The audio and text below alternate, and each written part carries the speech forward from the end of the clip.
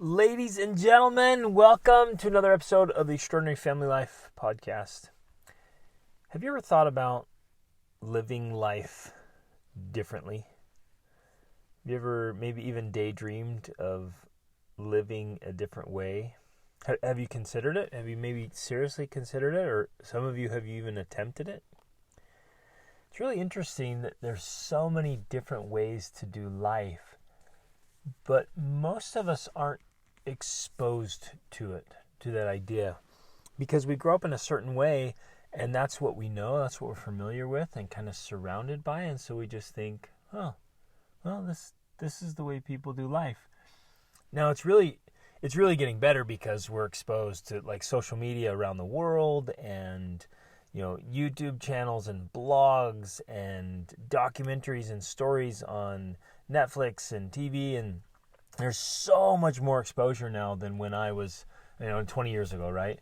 20 years ago, Rachel and I were still in this mindset of like, there's just kind of one prescribed path. You go to school, you get good grades, you get a job, and you go through your job, then you get a mortgage, get married, have your little kids, and just kind of follow this path. And we'd been married a few years when, reading lots of books, we were kind of introduced to this idea. And I literally remember the two of us kind of being shocked by it, like, what? Like, you can do that? Like, there's another way to do life? And we just hadn't been exposed to it. We weren't aware, and we definitely never given it serious consideration. But then the more it got into our heads, we started to rethink the way we do life.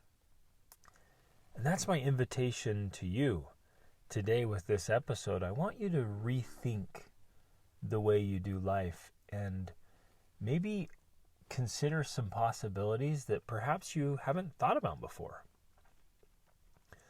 What would you do differently? How would you live differently? And maybe throw off some conventional thinking and perhaps be a little bit of a nonconformist in certain ways. When you guys know part of our story, if you've listened to us or followed us, like we packed up our kids after our fourth child was born. We packed up our kids and we drove down the Pan American Highway to Costa Rica. And we decided to do life differently. And it was bold, it was crazy. There wasn't a lot of resources or people to contact, and so some of it was kind of blind, and we just kind of wandered our way through Mexico and Central America. It was epic and memorable and wonderful. And while we were doing that, while we had been rethinking our lives and deciding to live boldly and do something totally different, and people were really resistant, like, what are you doing? You're insane. People don't do that. That's crazy. You're throwing away your life. On and on and on. Right? You can't leave this career, and you can't take your kids, and just on and on, right? All the naysayers and the fear and everything, and it was just so different. And often people are afraid of different. They're afraid of change. Some people feel threatened by it. Some people, in genuine concern and care for you, they want you to conform. They want you to do what everybody else is doing because that feels safe, right? We're kind of wired for that, to look around and be like, okay, this is what others are doing, so I will too. There's safety in that. There's protection, right? And in some senses, that there is some of that goodness. But in other ways, we might just say, but my heart's not in it. I have other dreams. I have other goals. I have other destinations. I have other ways that I want to do life. And so we went. And of course, well, I got to tell part of this whole story. While we were driving that long, long road of the Pan American Highway, we listened to this audio program by Wayne Dyer. And he went through and he said, hey, just take an opportunity to question everything you do. All of it, everything. And some of it, in questioning it, you'll be like, yeah, I love that. I'm going to come back to it. And you stick with it, right? And some things you'll question and go, why do I do that? And is it necessary? And is it something I want in my life? And you might set it aside for something better. And this is everything. He was like, why do you sleep when you sleep? Why do you eat when you eat? If you didn't know you were supposed to eat breakfast, lunch, and dinner, would you? Why do you live where you live? He said, if you could, in your imagination, in your mind's eye, go off the earth and pretend you're up in space and you literally circle the globe from outer space and you can see every part of the earth, which part would you pick to go back and live in? And why? Why do you live where you live? Why do you live how you live? I remember this happens a lot because I get to travel and meet with people, and I love talking to people and sharing our story and asking questions like this. And I remember distinctly meeting, two different times. One was out in the Rockies. The other time was in Texas. Two different occasions where we just sat down with some young adults, and we were just kind of sharing our story, and they were blown away. These were young adults in their early 20s, and this was just last year, and they were like, "What? That's possible? I've never even heard of that. I've never met anybody that's lived that way, that's traveled the world with their family, that just goes that way, right?" And so still, even with all of our exposure to social media and all of our exposure to the TV and series and the openness of the internet and the world getting so small, it's still so easy just to be familiar with what we're familiar with, to be enclosed inside what we already know. And they were just so blown away by the idea, and it was super fun. They started to consider new alternatives, and they were having the experience that we had early on, like really questioning, can this be the way? And what we found now in our travels, it was really scary for us. It was really intimidating. But we found lots and lots of people. We met so many different people, individuals, couples, families that had decided to do life on their terms. And can I emphasize that, please? You and I, we win in life when we do life on our terms. That's it. That's the winning. That's how you win in life. You live life on your terms. Too many of us get caught up in this race for somebody else's terms or on a society's terms. And we feel like we're always racing, like we're in some kind of competition. And those of us who have noticed the race or the competition, or what we call the rat race, we live in resistance to the race now. And so we're either in the race or in a reactive resistance to the race. And we don't have to do either of those. We can just choose to do life on our terms. And so instead of having hard statements in our minds, we can start asking questions.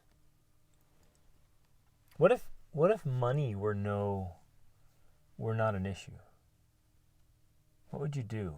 How would you spend your time? What if you hadn't been, and again, I get it, like, I was going to say, what if you hadn't been born where you're born? You were, and that shapes your reality, right? But what if you hadn't been? What if you could just disconnect from the connection to a certain place or a certain way of doing life? I don't know, this is just, really all this is, my friends, is just a fun invitation to just think differently, just to rethink the way you do life, and to ask questions in place of maybe hard statements, and say, well, this is the way things should be done. To just ask, well, how would I do life? And if I could do it anyway, how would I do it? And it's been this beautiful journey, meeting all kinds of people around the world. I have a friend who is an artist and a surfer. And so he moved to Costa Rica, and he spends his day with his family, and he paints these gorgeous paintings, and he's now got into molding and shaping surfboards, so he makes surfboards, and then he surfs. And they live right by the beach, and that's the life he's chosen. And others have moved somewhere to just be involved in contribution, in humanitarian efforts, and serving other people. Other people want to just wander, continuously. They want to be going to new places all the time and experiencing new things. Other people want to have this idyllic farm or ranch out away where they can just grow their own food and have their own place. They can go, out into nature, way out into nature. Maybe kind of go out and homestead. I have friends who they're just out in the woods up in Alaska, and then that kind of the last frontier. And it's they're tough old people. They're just doing their thing their way. Others who want to be right in the middle of it all, in the big city, in a small apartment on a high-rise building, just with millions of people all around. And some who want to eat differently and do their craft, their thing, create their art. What if we saw life as an art production, where it's your piece of art, it's your special touch, it's your thing, right? I just love this. I want you to just invite you today, just question the assumptions about what's possible for your life and about the prescribed path. What do you really want to do? Now, sometimes when you ask that question, what do you want to do? You're like, well, are you kidding me? I just want to sit on a beach with a pina colada and spend my life. But after a few days, you're like, oh, okay, I'm bored out of my mind and sunburned here. Like, let's get after it. Like, you're not going to want to stop doing things. You want to be active and productive and doing things, because if you just spent your time entertaining yourself and doing nothing, you'd go crazy real fast. So you want to be doing something, but what do you want to do? How do you want to occupy your time? How do you want to raise your family and your children and educate them? Again, and the idea here is, if we just start introducing some new questions, we start asking different questions, then we end up with different answers and different outcomes. And it's like, right now, I just finished the book Alexander Hamilton by Ron Chernow. Excellent book. So good. And he lived a very different life. And he ended up being murdered by the Vice President of the United States in a duel, Aaron Burr.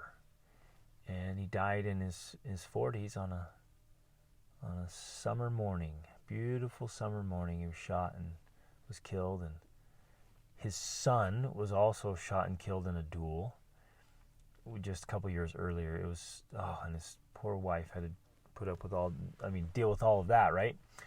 And so he left his wife and his kids behind. But he'd lived in the city, he'd been involved in politics, he'd been involved in business. They'd built a little cottage out in the country that he just loved, brought so much peace to him. And then, just reading about his life, and then he died, and she lived for another 50 years as a widow into her 90s. And you're introduced to all these people, to Jefferson and Madison and Washington and Burr and these other players in the founding of the U.S. history, and it's on my mind, like how they chose to do life. Some lived in the city and were movers and shakers, and some wanted to be out in the country and just have their plantations. And then I'm reading a book called The Charge, which is an excellent book by Brendon Burchard, about the types of life that we can live, and if we want to be just filled with energy and excitement and love. And then I'm reading to my son every morning. We sit on the porch and read Magnus Chase to my 9-year-old. He loves it. And he said in there, it's a fictional book, but he said his mom had died, and he said, my mom was a person who always radiated joy. And that phrase struck me powerfully. I want to be a person who radiates joy. And to be really, truly joyful, we need to be occupied and busy in things that we love to do and long to do.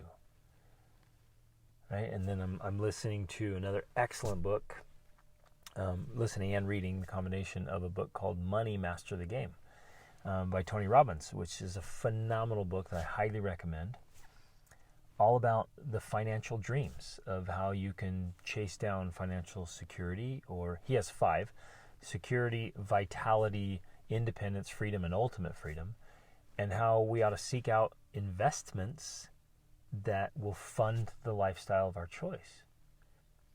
And whether that's living as a total minimalist, which we have done, and I recommend that you try it sometime, is just having an experience with very, very little, very few earthly things, material things.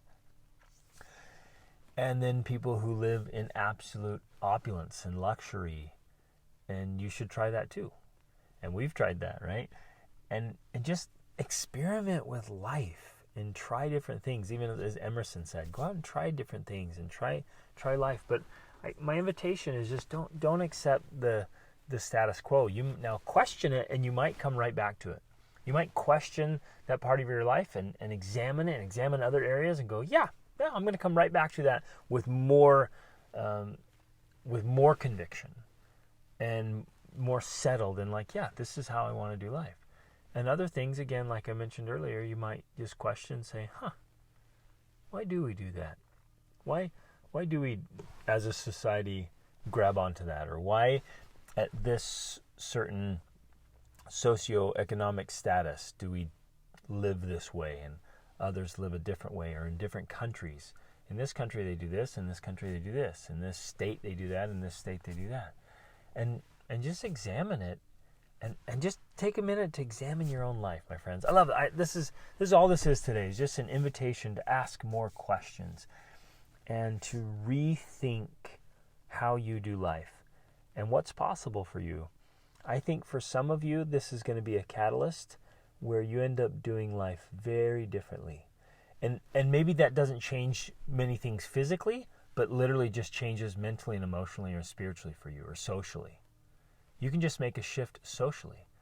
Think about how often we end up doing social things that we don't even like to do, and we're just doing out of social expectations. You say yes to things that you want to say no to. Well, just say no, right? And maybe you've been saying no, and you need to say yes, and you want to say yes, and say yes. But let's do life on our terms. I guess that's the one thing I really want to emphasize today. You win, I win, when we do life on our terms. Not somebody else's terms, not social expectations, not social competition, not trying to keep up with anyone else or please anyone else, but just when we live life on our terms. And it's genuinely the best terms. Now, I'm not advocating that anyone just say, well, that's dumb, I don't want to do that, and go off and just like live a miserable existence because of really being short-sighted and narrow-minded. But I'm saying the opposite. Expand your horizons and your ideas. Expose yourself to all the possibilities out there, and examine the lives and teachings of the greatest thinkers and leaders of all times. And then measure all of that against the way you truly, genuinely, in your heart and soul, want to do life.